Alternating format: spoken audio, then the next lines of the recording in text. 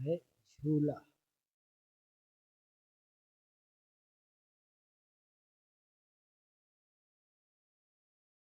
इसमें सदगुरु कबीर ने कहा है,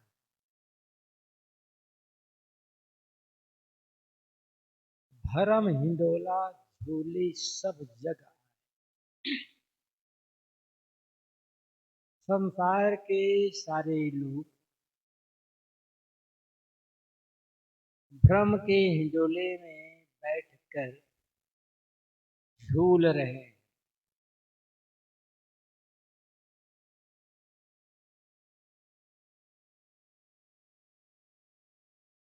ये हिंडोला बना किससे है, बनाया किसने है? किस पट्टी का है ये हिंडोला? लोभ मोह के खंभा दो मन से रचो है।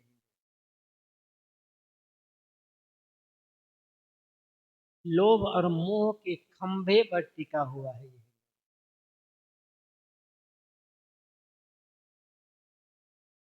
और सभी ने अपने हिंडोले को मन से ही बनाया।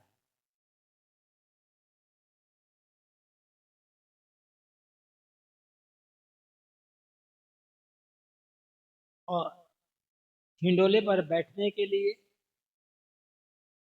एक पाटला होता है। ये पाटला किसका है? कर्म पटरिया बैठ के, कर्म की पटरी पर बैठ करके लोग को कौन झूले, कौन कौन नहीं झूल रहा, पूरा संसार झूल रहा।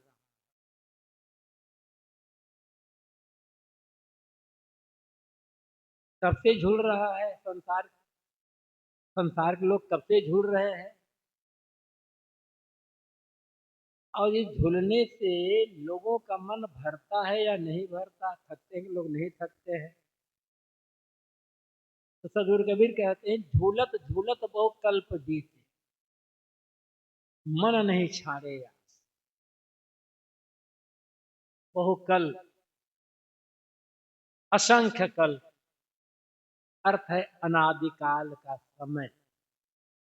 इसे 4 अरब 32 करोड़ वर्ष का एक कल्प माना जाता है।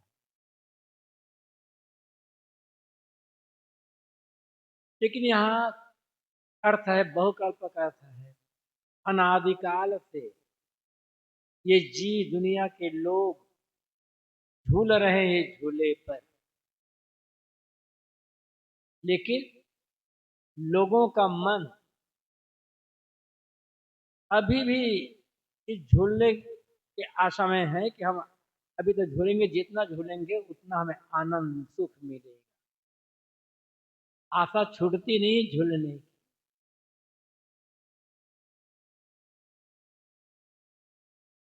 कोई उपाय?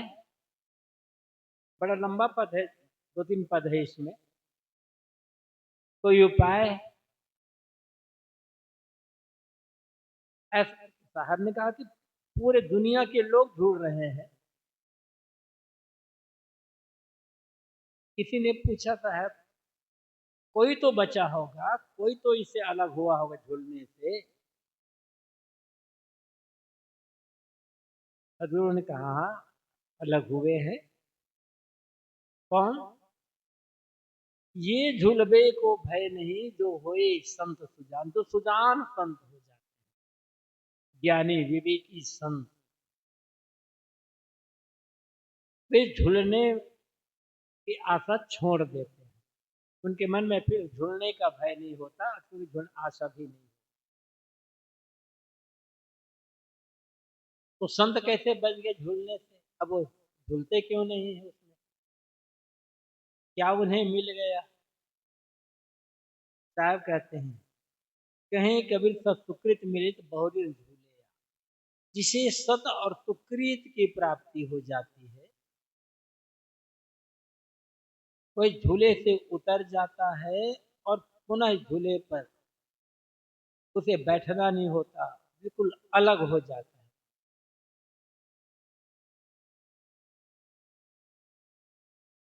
पहली बात, भरम का हिंडोला झूला तो आप लोग देखते हैं गुजरात में तो हर घर में झूला रहता है। गुजरात के लोगों की पहचान है झूला।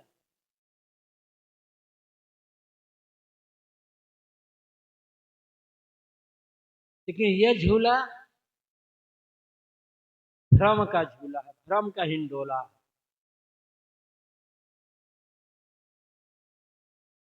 भ्रम क्या है?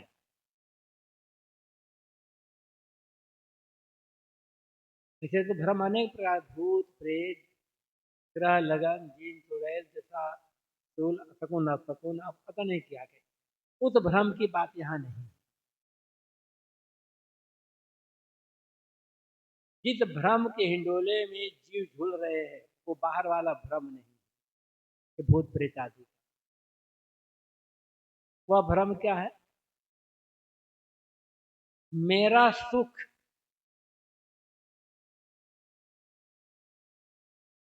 मेरी मंजिल, मेरा मोक्ष, मेरा परमात्मा मुझसे अलग है, यह भ्रम है सब। और यह भ्रम हर मनुष्य को भटका रहा है।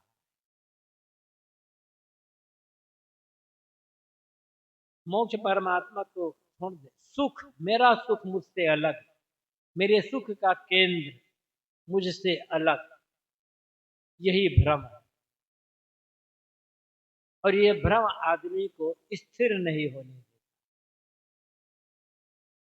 सदैव जिंदगी भर भटकाता रह जाता, छुड़ता। ये भटकना, झुलना छुड़ता नहीं है, मिटता नहीं है, बंद नहीं होता। अब सुख का भ्रम, मेरा सुख मुझसे अलग, तो सुख कहाँ है? दो जगह सुख खोजते हैं, सुख का आधार दो को मानते हैं। जिनकी दृष्टि बहुत स्थूल होती है उन्हें भ्रम है कि सच्चा सुख इंद्रियों के भोगों में है, दुनिया के भोगों में है।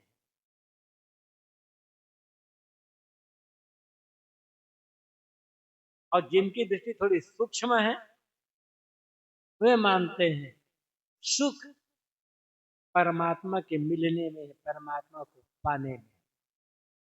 बस ये दो भटकाव का कारण। इसी को सदगुरु कबीर ने बीजक साखी प्रकरण में दूसरे ढंग से कहा। और ये भ्रम आदमी को अंदर से एकदम कमजोर, खोखला बना करके रख देता है। जीव जो सम्राट है, शहंशाह,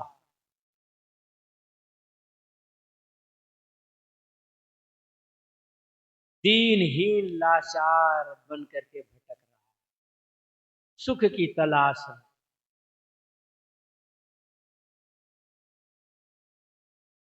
और जितना बाहर भटकता है उतना और अधिक लाचार होता चला जाता है। तो सदगुरु कबीर ने एक अन्य साखी प्रकरण में कहा, हंसा तू तो सबल था, हल्की अपनी चाल, रंग कुरंगे रंगिया, तय किया और लगवार। ऐ हंस,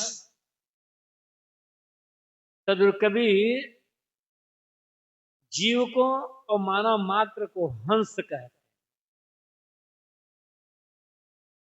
और कहते तुम सबल थे, सबल हो। जीव दुर्बल नहीं है, जीव किसी की कृपा का आकांक्षी नहीं है। तो इस पर कृपा कर देगा तो इसे दुर्बल से, निर्बल से सबल बना देगा। सबल है और सबल रहेगा, लेकिन हल्की अपनी चाल, अपनी गलत चाल के कारण से हल्का हो गया है। वो हल्की चाल क्या है? रंग कुरंगे रंगिया, कुरंग में, कुभावनाओं में, कुवासनाओं के रंग में रंग गया। जितना दुनिया के भोगों को भोगता गया, प्राणी पदार्थों को पकड़ता गया, उतना लाचार, दीनहीन, दुर्बल होता चला गया, कुभावनाओं में रंगता चला गया। और इससे जो बचे वो किया और अलग बार। मान ली कि हमारा पति, हमारा स्वामी हमसे अलग है लोकांतर में, तो दुर्बल तो होना ही है। जिसने बाहर से कुछ पाकर तृप्त होने की भावना की, बाहर से तृप्ति की आशा की, वो दुर्बल नहीं दुर्बलतम होते चले गए।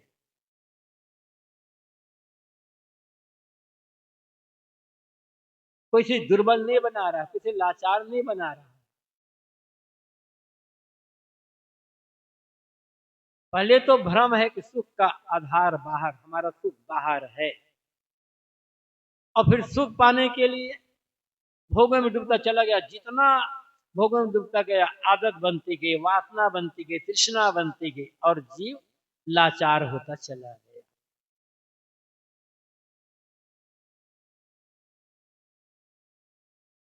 सुख की लालसा कम होती गई, भोगों को पकड़ना, भोगना कम होता गया, लाचारी, दुर्बलता कम होती गई, और पूरा छोड़ दिया तब लाचारी दुर्बलता मिट गई। जैसे सबल था सब वैसे सबल ही रह जाएगा। बाहर यदि सुख होता तो अब तक सब के सब सुख से तृप्त हो गए, तो छक गए होते। क्योंकि अनादिकाल से भोगों को भोग रहे हैं ना, प्राणी पदार्थों को पकड़ते आ रहे हैं।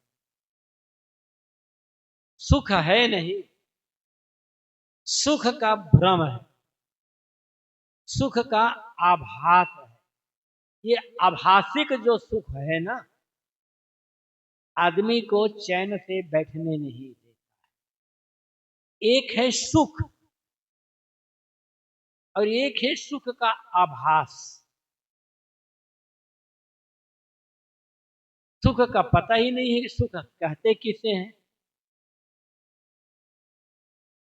लेकिन आभासिक जो सुख है, सुख का जो आभास है, वह आदमी को भटकाता रह जाता है, और अंत में आदमी विवश, लाचार होकर पश्चाताप करके दुनिया से विदा हो जाता है। आभास कहते हैं,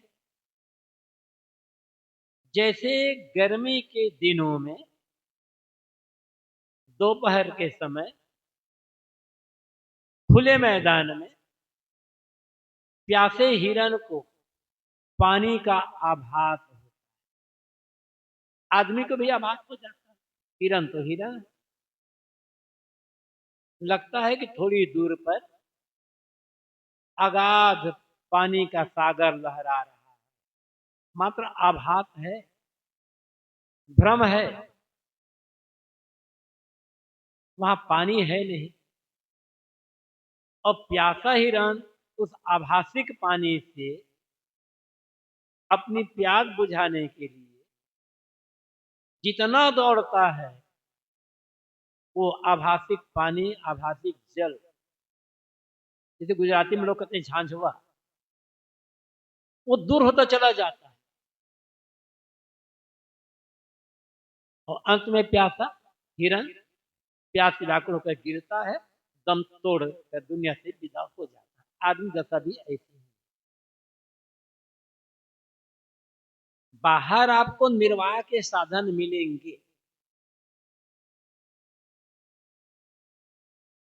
बाहर के प्राणी पदार्थों से निर्वाह होता है, सुख नहीं मिलता, सुख का भ्रम है।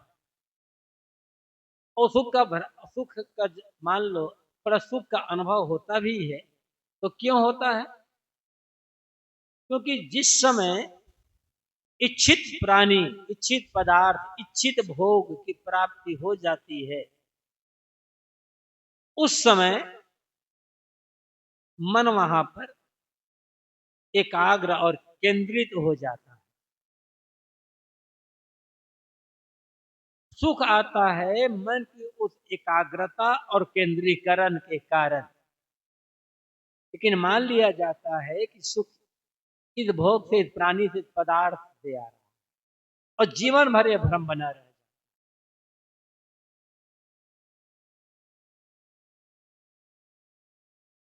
इच्छित प्राणी पदार्थ ना मिले तब सुख मिलेगा, इच्छित भोग ना मिले और इंद्रियों से उसका संपर्क ना हो तो।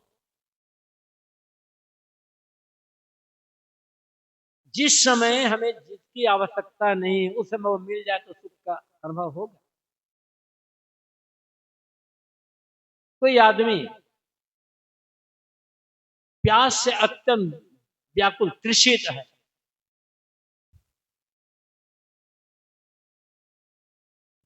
पानी की तलाश में भटक रहा है कि एक बूंद पानी मिल जाए। उस तृषित आदमी को, प्यासे आदमी को ठंडा शीतल जल मिल जाए,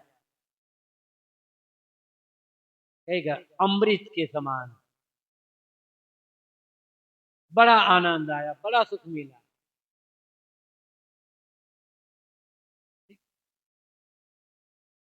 कब? जब गला सूख रहा था प्यास के मारे, परेशान थे तब। और प्यास ही न लगी हो तो पानी में आनंद आएगा? प्यासी न लगी हो तो पानी में सुख मिलेगा? जब प्यास बिल्कुल ही नहीं लग रही है, वो पानी अमृत के समान लगेगा? तो, तो पानी अमृत समान क्यों लग रहा था? प्यास के कारण। ऐसे भोगों की प्यास है आदमी के मन में। भोग मिल जाता लगता है कि आनंद आ रहा है, और प्यास ही ना हो तो। 3 दिन से भूखा आदमी रोटी के एक एक टुकड़ा के लिए, एक एक दाना के लिए भटक रहा हो,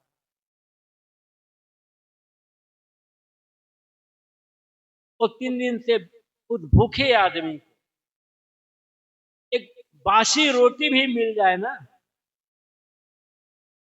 तो कितनी मीठी लगेगी वो रोटी? अमृत के समान मीठी। और खट्टी डकार आ रही है तो, खट्टी डकार आ रही हो तो अमृत भी लगेगा जहर के समान। तो सुख कहां है? भूख में। आदमी के अंदर भोगों की भूख भरी हुई है। ये भूख भ्रम में डालता है कि भोगों से सुख आ रहा है। यदि भोगों में सुख होता तो हर समय सुख रहता। पानी हर समय ठंडा ही हो, आग हर समय गर्म ही हो। क्या ऐसे कोई भोग आप बताओगे कि हर समय वो, उसमें आपको आनंद ही आनंद आएगा? कुछ भी नाम ले लो, कुछ भी कल्पना कर लो, केवल भ्रम है बस। भूख लगी है उसकी, और भूख कभी मिटती नहीं है। भोगों को भोग करके तृष्णा बढ़ती चली जाती है।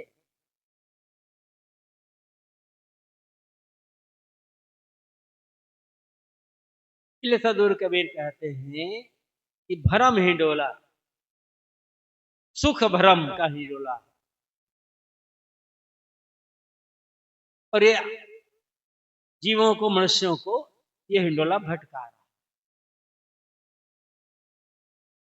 दुनिया की तरफ दौड़ते दौड़ते भोगों से सुख पाने के लिए दौड़ते दौड़ते आदमी जब थक जाता है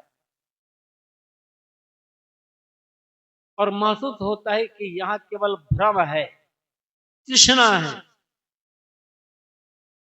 स्थायी सुख, स्थायी तृप्ति नहीं है, तो कुछ लोग उसका त्याग कर देते हैं, कुछ लोग पहले से त्याग देते हैं।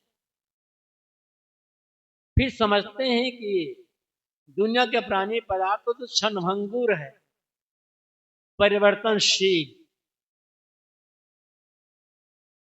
तो क्षणभंगुर और परिवर्तनशील जो प्राणी पदार्थ है, भोग है, उनसे मिलने वाला सुख भी क्षणभंगुर और परिवर्तनशील ही होगा।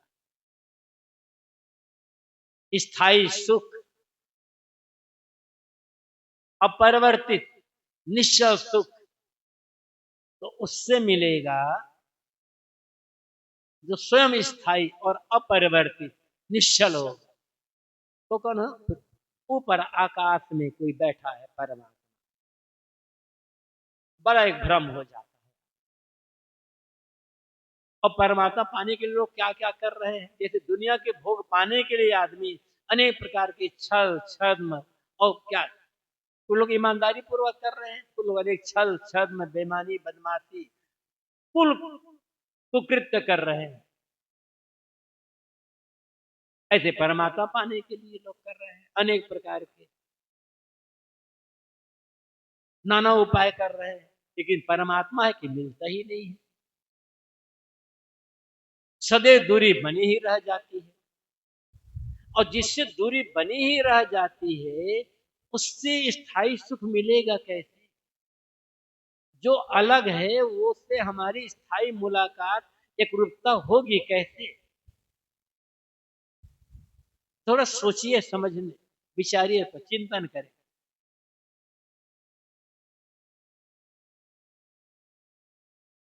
क्यों है इसे? लोभ और मोह, ये भ्रम घिंडोला, लोभ और मोह मिलता है, लोभ बढ़ता चला जाता है, अनुकूलता होती है तो मोह बढ़ता चला जाता है। ये लोभ और मोह, ये भ्रम को दोनों पुष्ट करते चले जाते हैं। लोभ खत्म, मोह खत्म, तो भ्रम को टिकने का कोई कारण ही नहीं बनेगा ना। और जब तक लोभ मोह है, चाहे सुख पाने का लोभ हो, चाहे परमात्मा पाने का लोभ मोह, भ्रम कभी दूर होने वाला नहीं।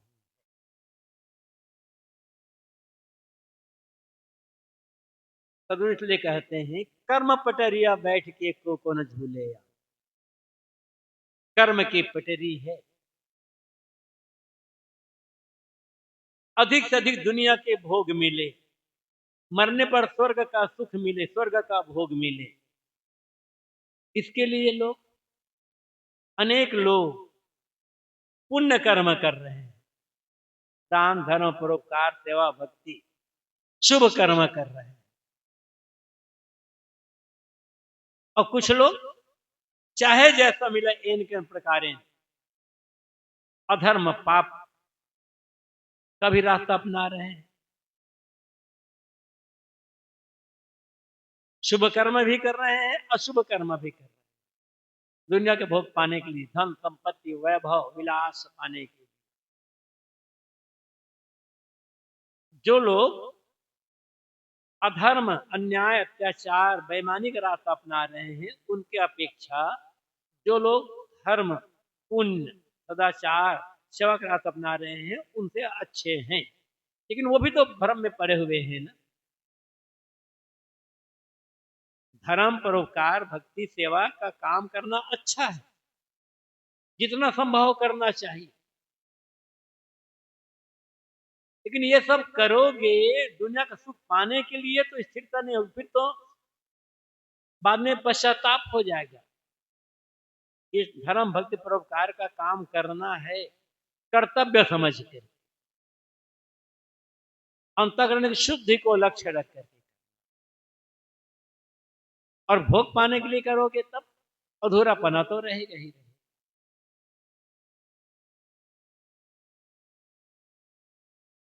तो अधिक से अधिक धन दौलत मिले, अधिक से अधिक जमीन जायदाद मठ मंदिर मिले, ताकि हम ज्यादा से ज्यादा दुनिया के भोग भोग सकें।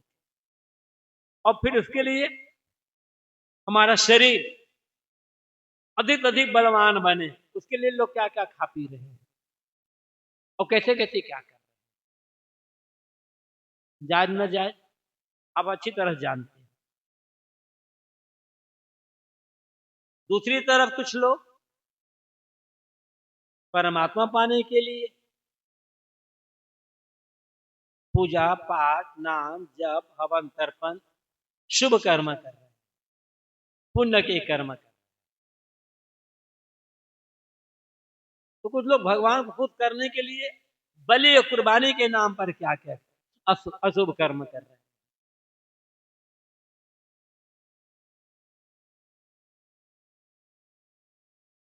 धर्म के नाम पर भी अनेक प्रकार के अशुभ कर्म है। हत्या तो सर्वथा अशुभ अनुचित है ही, लेकिन धर्म के नाम पर, भगवान के नाम पर भी हो रहा है। ये नहीं समझ पाते कि दयालु भगवान इस घोर निर्दयता हत्या के काम से खुश कैसे हो पाएगा। लेकिन धर्म ग्रंथों में लिखा है, बड़े बड़े गुरुजन कह रहे हैं। तो होता क्या है, पुण्य कर्म पाप कर्म, ये कर्म की पटरी में बैठ करके लोग झूल रहे हैं। क्योंकि जब तक सुख का भ्रम नहीं मिटेगा बाहर, तब तक शुभाशुभ कर्मों का त्याग नहीं। अशुभ कर्म तो करना ही नहीं है, शुभ कर्म भी करना है। यदि कर्म पट उतरना है तो शुभ कर्म सिर्फ सेवा कर्तव्य समझ निष्काम भाव से करें, तो कर्म पति से उतर जाना है।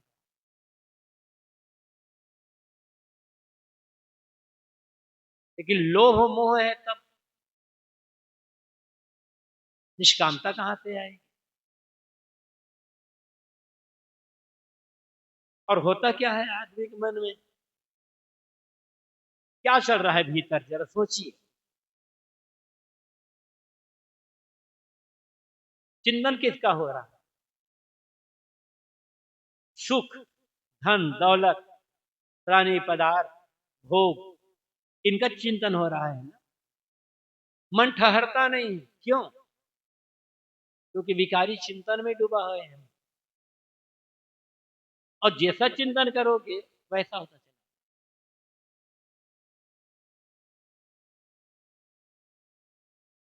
इसलिए चिंतन, विचार, इस पर संयम की आवश्यकता है। जैसा जैसा सोचोगे ना, बार बार जिसका सोचो, जिसके मतलब बराबर सोचोगे, उसके लिए मोह होता चला जाएगा। प्रेम, प्रेम का तो नहीं कहना चाहिए, आसक्ति बढ़ती चली जाए। और जब मोह आसक्ति बढ़ेगी तब पाने के लिए फिर लालसा बढ़ेगी, फिर उसके लिए कर्म होगा, शुभाशुभ कर्म होंगे, धीरे धीरे धीरे धीरे पतन को चलते चले जाएंगे, विनाश होता चला जाएगा। गीता में 2 श्लोक है, कैसे आदमी धीरे धीरे का पतन होता है, स्टेप बाय स्टेप। बहुत सुंदर ढंग से समझाया गया। ध्यायतो विषयान पुंसा संगस्ते उपजाय, संगात संजायते कामा कामा क्रोधो भी जाए, क्रोधात भवति सम्मोह सम्मोहात् स्मृति विभ्रम, स्मृति बुद्धिनाश बुद्धिनाशात् प्रणश्यति। जब आदमी के मन में बराबर विषय चिंतन होता है, विषय चिंतन, रागात्मक चिंतन, तो ध्याय तो विषयान पुंसः, पुंसः पुरुष, जीव, मनुष्य जब किसी चीज के बारे में लगातार सोचता, लगातार रागात्मक ढंग से सोचता है, तो क्या होता है, उसके बराबर सोचते रहेंगे तब संगह तेज उपजाए थे। संग, संग मतलब आसक्ति। एक तो संग होता है, संग साथ होता है। तो यहाँ संस्कृत भाषा में संग का अर्थ है आसक्त, हिंदी में संग का अर्थ है साथ, उर्दू में संग का अर्थ होता है पत्थर। संग शब्द है, भाषा अलग है, बदल जाए। तो जितना जितना हम विषय चिंतन करते हैं, उसी चिंतन में मन डूबा हुआ है, तो होगा क्या? संग उत्पन्न होगा, राग, आसक्ति उत्पन्न होगी। जब आसक्ति उत्पन्न हो जाएगी तब क्या होगा? उससे संगाद संजायते काम, उसके लिए कामना होगी कि मुझे मिले। कहां से मिलेगा, कैसे मिलेगा, कब मिलेगा, ये चिंतन शुरू हो जाएगा। जिसके लिए मन में प्रेम हो, आसक्ति हो, उसके लिए तड़पन ही ना हो, ये संभव ही नहीं है।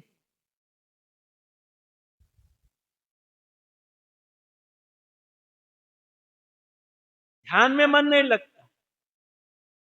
जितना धन के लिए तड़पन है, उतना उतना तड़पन ध्यान के लिए है।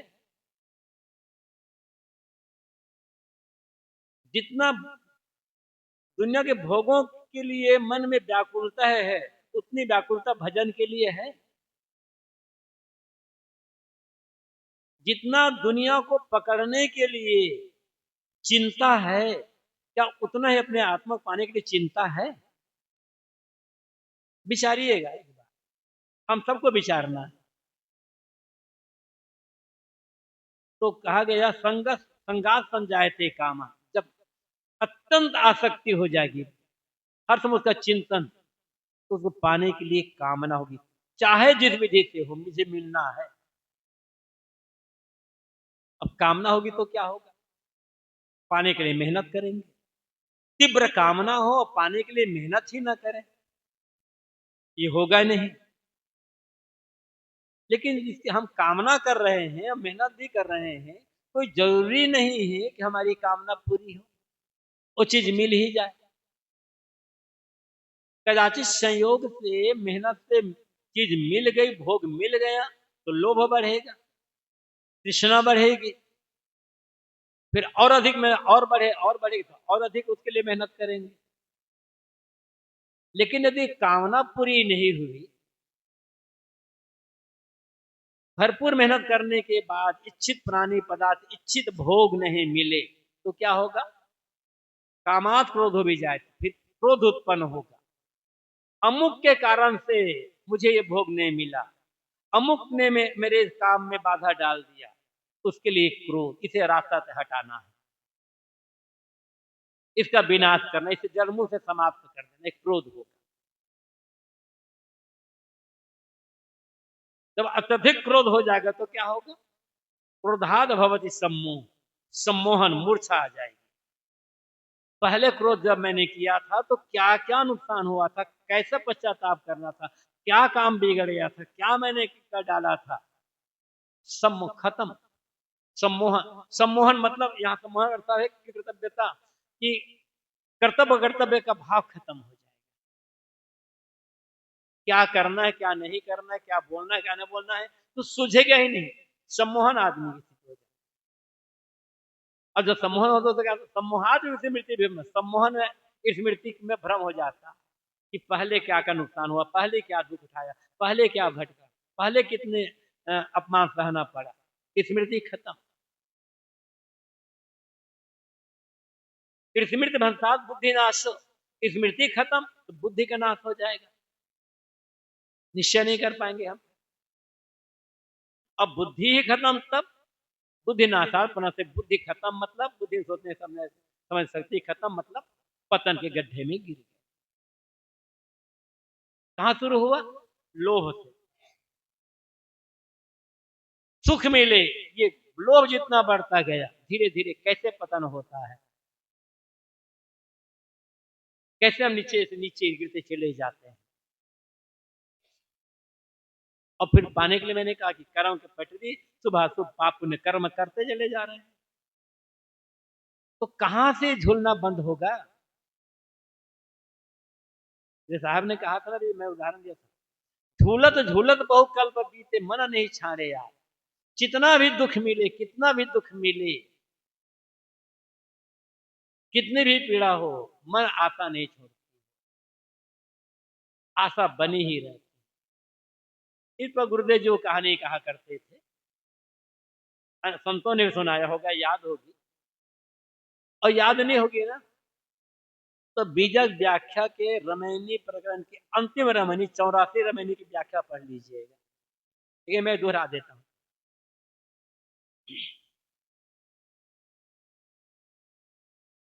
एक धोबी और एक नट, नट जो तमाशा दिखाने वाला, दोनों के पास एक एक गधा था। दोनों गधों में मित्रता थी। धोबी तो एक ही जगह रहता था, एक गांव में रहता, क्योंकि वहां उसके काम में उसका काम था लोगों से घर कपड़े इकट्ठा करना, धोना, फिर साफ करके लोगों को पहुंचाना। और नट एक ही जगह रह जाए, एक ही जगह तमाशा दिखे तो लोग कब तक देखेंगे। तो नट गांव गांव घूम कर तमाशा दिखलाता था। बहुत दिनों पश्चात नट गांव गांव में तमाशा दिखलाते हुए तो वहां पर फिर पहुंचा जहां पहले रहते थे, तो दोनों के गधों में मुलाकात हो गई। तो भैया गधा ने देखा कि मेरा दोस्त तो एकदम कमजोर हो गया है, दुर्बल। पूछा, क्यों भाई, क्या बात हो गई, तुम बहुत कमजोर और दुर्बल दिखाई पड़ रहे हो, खाने पीने को नहीं मिलता क्या?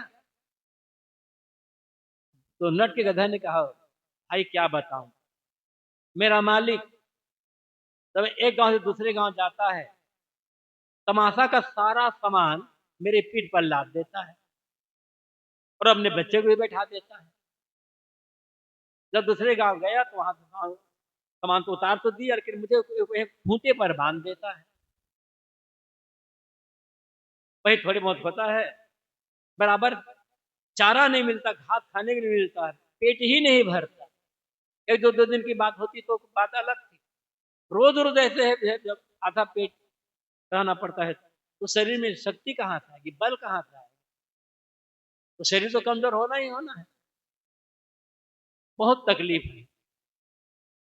धोबी गधा ने कहा, मुझे देखो, मेरा मालिक सुबह गीले कपड़ों की लादी पीठ पर लाद देता है, मैं नदी के घाट पर पहुंचा देता हूँ, मालिक लादी उतार देता है, मैं वहीं चढ़ता रहा हूँ दिन भर, हरी हरी घास, और पास में नदी, भर को पानी भी मिल जाता है पीने को, मैं तो एकदम स्वस्थ हूँ। और बस शाम को जब मेरा मालिक धोबी कपड़े धो लेता है तो सूखे कपड़ों के गट्ठा लाद देता है, घर पर आ जाता हूँ और रात भर निश्चिंत सोता हूँ, न खाने की कमी न सोने की कमी। गधे ने कहा था, मुझे तो पहले तो न पेट भर खाना मिलता है न सोने को मिलता है। तो धोबी गधे ने कहा, ऐसा करो, तुम मेरे मालिक के पास आ जाओ, दोनों साथ रहेंगे, आराम की जिंदगी चलेगी। लड़के गधे ने कहा, लेकिन मैं नहीं आ सकता। क्यों? मुझे ये एक बड़ी आशा लगी हुई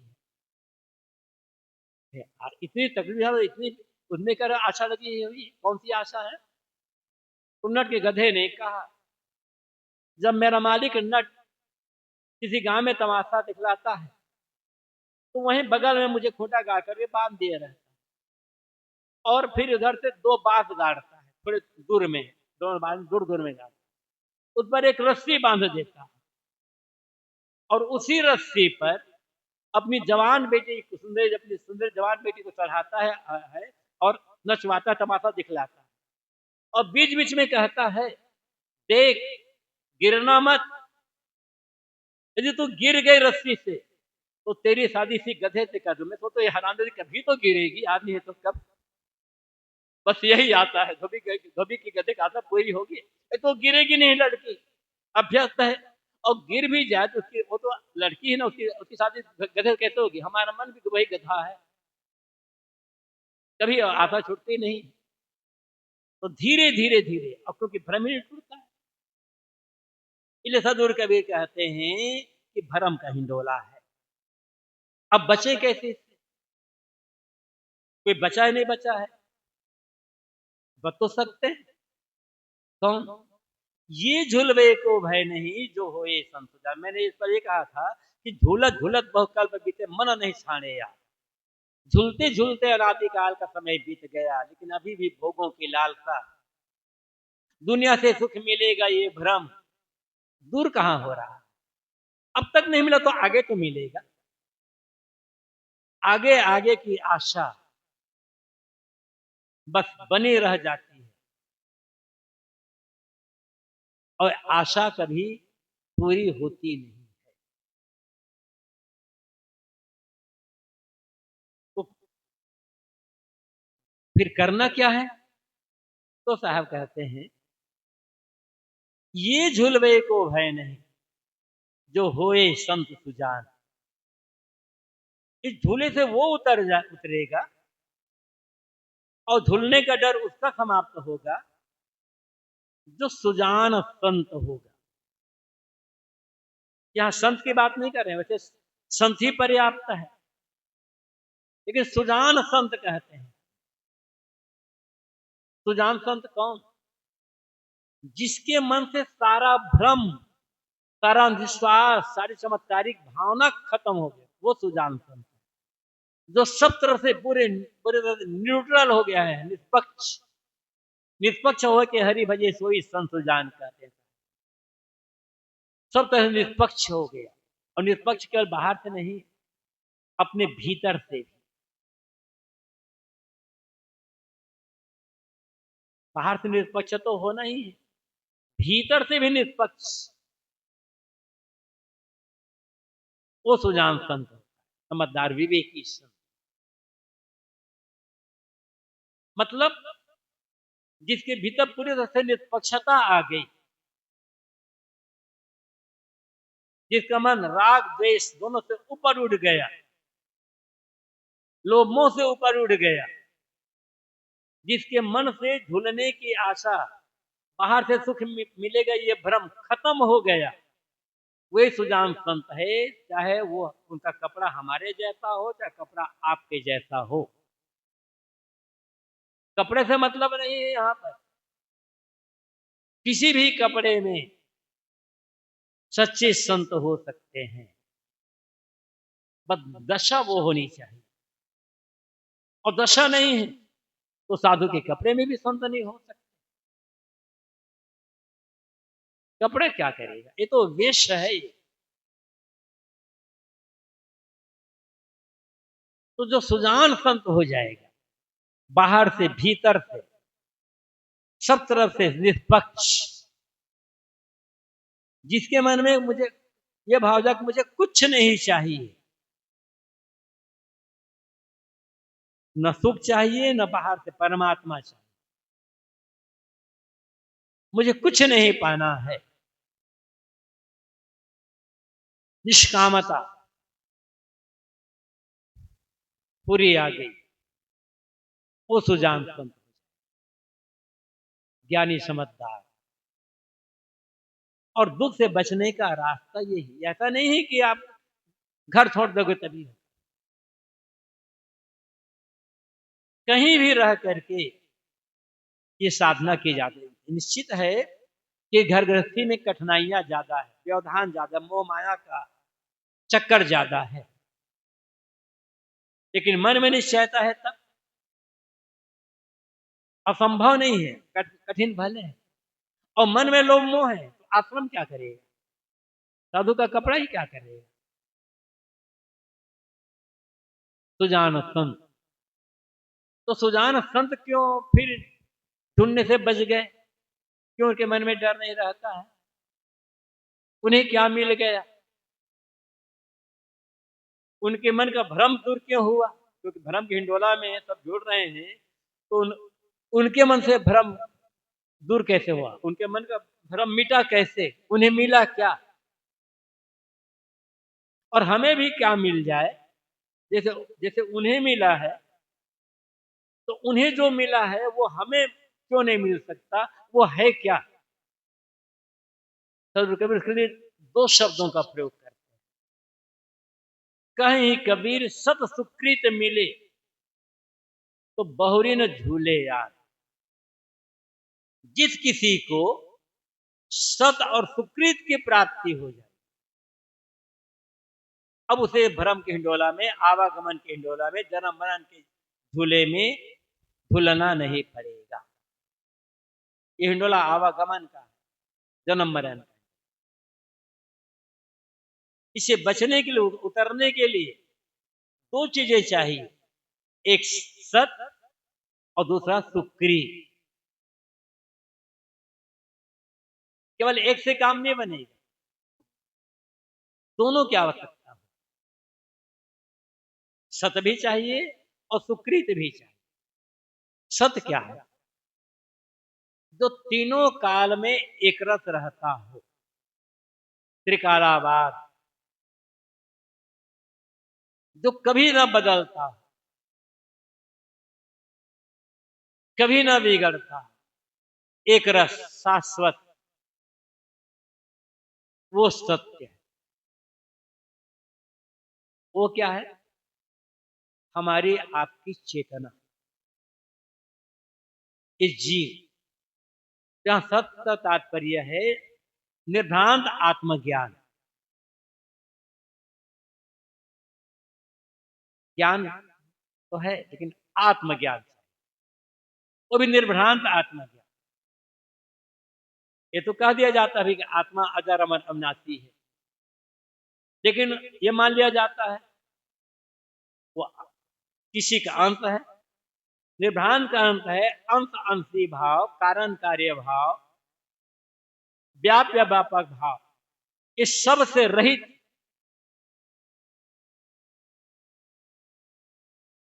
जब ज्ञान हो तब वो ज्ञान निर्भ्रांत।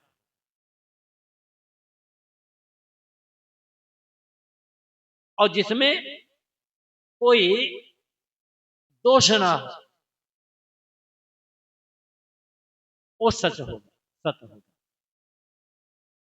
और वह है चेतन जीव, चाहे किसी शरीर में हो। इस पर सुबह चर्चा हुई थी। पहले ये भाव कि जिसे मैं खोज रहा हूं, जिस मोक्ष को, जिस परमात्मा को, जिस ब्रह्म को, वो मेरा अपना आपा है, मेरा अस्तित्व है। इस भाव में मन का टिक जाना। मुझे बाहर से परमात्मा नहीं पाना है, भीतर परमात्मा बैठा हुआ है, उसका उद्घाटन करना। अपने लिए मैं पूर्ण हूं, अपनी पूर्णता के लिए मुझे कुछ भी नहीं चाहिए। यह बोध, लेकिन यह बोध होना भी बड़ा मुश्किल। सबसे बड़ी बाधा तो शरीर है, मैं शरीर हूं, ये भाव बना रह जाता। ये भाव खत्म भी हो गया तो अलग से पाने का भाव बना रह जाता। मन टिकता नहीं है, बेसहारा कहाँ मन टिकेगा, ये हो जाता है। कोई आधार हम खोजते हैं बाहर, और बाहर जहां भी आधार खोजते हैं वो आधार स्थायी आधार नहीं हो। बाहर आधार खोदे मतलब भटके।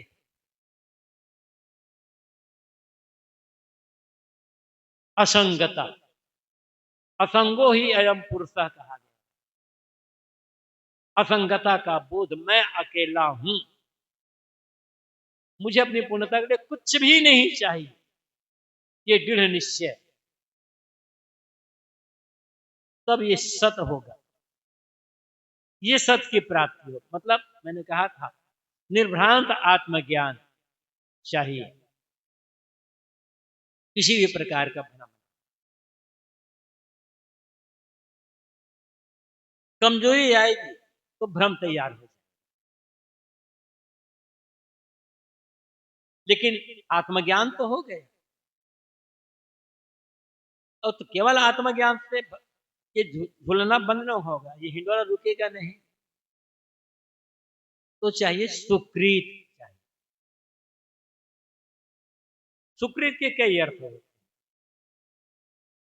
सामने सुकृत को संत के लिए सुकृत वचन माने नहीं कहा है, तो वहां संत के लिए भी प्रयुक्त होगा, ऐसा गुरु के लिए प्रयुक्त होगा, उद्देश्य के लिए।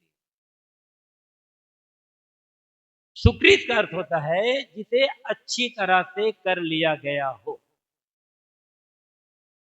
लेकिन यहां तात्पर्य है सत्याचरण, सदाचरण, उस ज्ञान के अनुसार से आचरण। ज्ञान कितना ऊंचा क्यों ना, कितना भी ऊंचा ज्ञान क्यों ना हो, उस ज्ञान के अनुसार से जब आचरण नहीं होगा तो ज्ञान काम नहीं आएगा। इस सुकृत को हम कह सकते हैं रहनी। जिसे सदगुरु कबीर ने कहा,